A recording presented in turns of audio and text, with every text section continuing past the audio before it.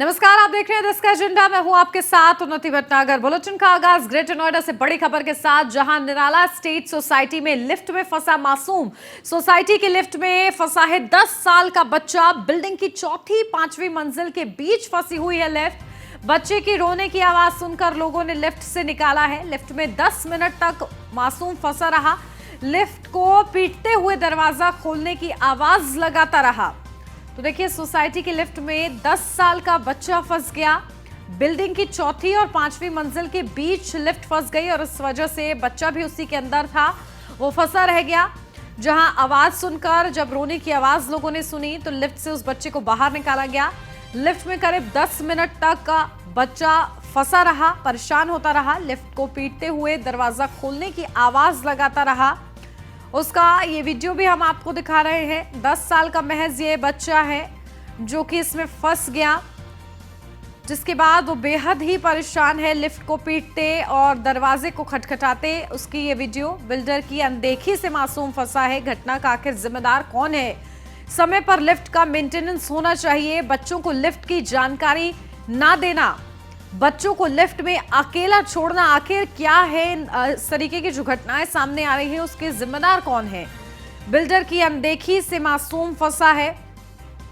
तो समय पर लिफ्ट का मेंटेनेंस ना होना, ये एक वजह हो सकती है। बच्चों को लिफ्ट की जानकारी ना देना, बच्चों को लिफ्ट में अकेला छोड़ना, लिफ्ट में किसी कर्मचारी का मौजूद ना होना, तो वहीं बिल्डर की अनदेखी की वजह से ये मासूम फंसा।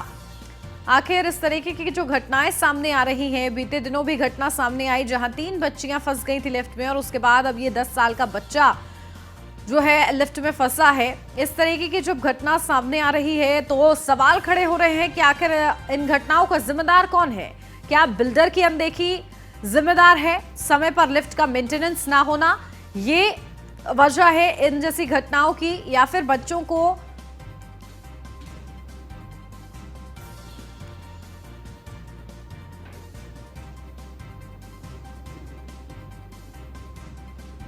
तो देखिए, इस तरीके की घटनाओं की वजह से ही ये बड़ा सवाल लगातार पूछा जा रहा है कि आखिर घटना का जिम्मेदार कौन है। लगातार इस तरीके से बच्चे फंसते हैं और एक कहीं ना कहीं वो पैनिक करते हैं जब खुद को अकेला पाते हैं लिफ्ट में, और क्योंकि बेहद ही ज्यादा कंजस्टेड लिफ्ट होती है तो कहीं ना कहीं सफोकेशन फील होता है और इस वजह से परेशानी होती है। देखिए, ये वीडियो हम आपको दिखा रहे हैं किस तरीके से ये बच्चा पैनिक कर रहा है, लगातार दरवाजा खोलने की वो कोशिश कर रहा है, खटखटा रहा है कि किसी तरीके से दरवाजा खुल जाए। परेशान हो रहा है, रो रहा है, बिलक रहा है, और इसी की आवाज देखिए जब बाहर तक जा रही है, यानी कि इस कदर वो चीख रहा है, चिल्ला रहा है।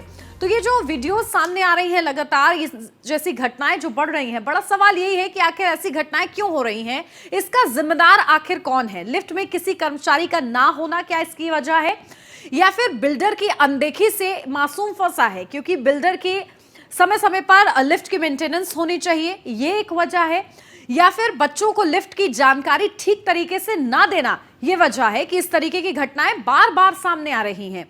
तो वही लिफ्ट में किसी कर्मचारी का ना होना ये भी एक वजह कहा जा सकता है, साथ ही बिल्डर की अनदेखी भी कहा जा सकता है, जिसकी वजह से ये मासूम फंसा रहा और बहुत देर तक कोशिश करता रहा। करीब 10 मिनट वो फंसा रहा।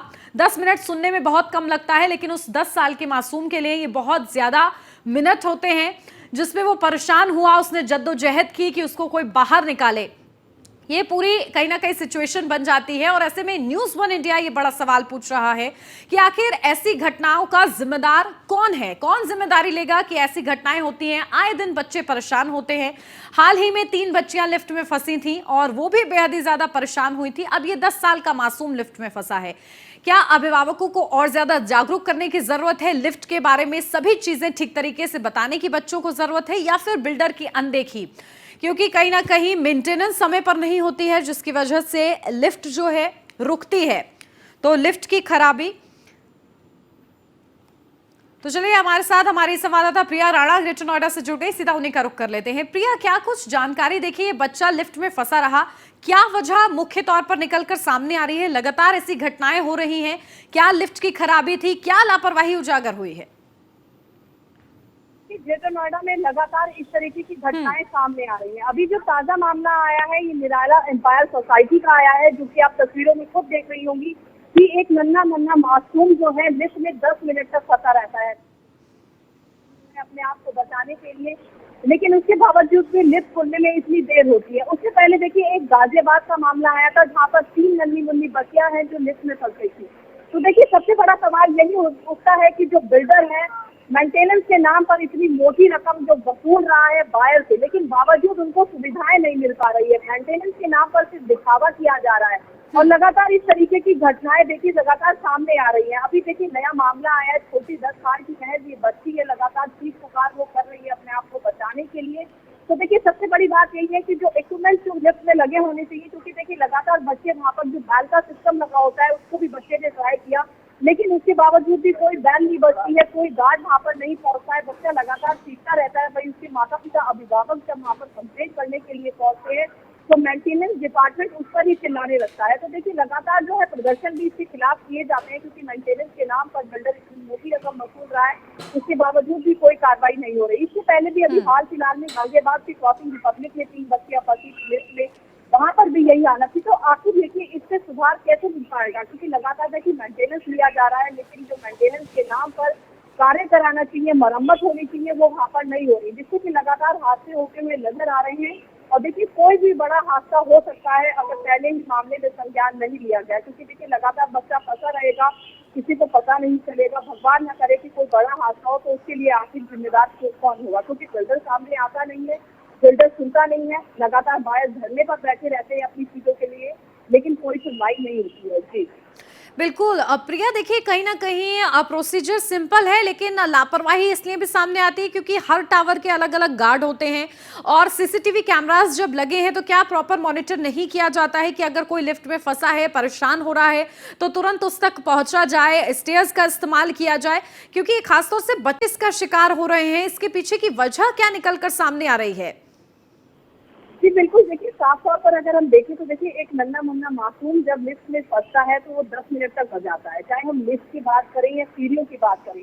सबसे बड़ी बात यही है कि गार्ड मौके पर वहाँ मौजूद नहीं होंगे, प्रॉपर मॉनिटरिंग वहाँ नहीं की जा रही होगी, जिसकी वजह से ये लगातार इस तरीके के हादसे हो रहे हैं। और सबसे बड़ी बात देखिए जो लिफ्ट होती है उसमें भी एक फोन सिस्टम लगा होता है जो सीधा गार्ड के पास पहुंच जाए, लेकिन वो सिस्टम भी काम नहीं कर रहा था, जिसकी वजह से बच्चा लगातार परेशान है। और देखिए मेंटेनेंस के नाम पर रकम वसूली जा रही है, लेकिन जिस तरीके से कोई भी सुनवाई नहीं हो रही, तो अभिभावक को खुद ही समझना होगा कि हम बच्चों को लिफ्ट में अकेले ना भेजें, क्योंकि लगातार इस तरीके की घटनाएं हो रही है और माता पिता अभिभावक जो है लगातार परेशान भी हैं इन चीजों से। क्योंकि देखिए शनिवार और इतवार का दिन होता है, लगातार मेंटेनेंस के नाम पर ही वो धरना प्रदर्शन करते हैं कि उन्हें सुविधाएं नहीं मिल रही है, मेंटेनेंस नहीं हो रहा है, क्योंकि सोसाइटियों में फायर फाइटिंग सिस्टम तक नहीं लगे हुए हैं। तो लेकिन लोग परेशान है, लेकिन सुनवाई कोई नहीं हो रही। ग्रेटर नोएडा में बिल्डर अपनी मनमानी करता हुआ नजर आ रहा है और हाई राइज में इस तरीके के मामले सामने आ रहे हैं, क्योंकि देखिए 4 से 5 हजार मिनिमम रेंट हम देते हैं, लेकिन वहाँ पर रेंट ना देकर वहाँ पर मेंटेनेंस इतना दिया जा रहा है, उसके बाद भी सुविधाएं नहीं मिल पा रही।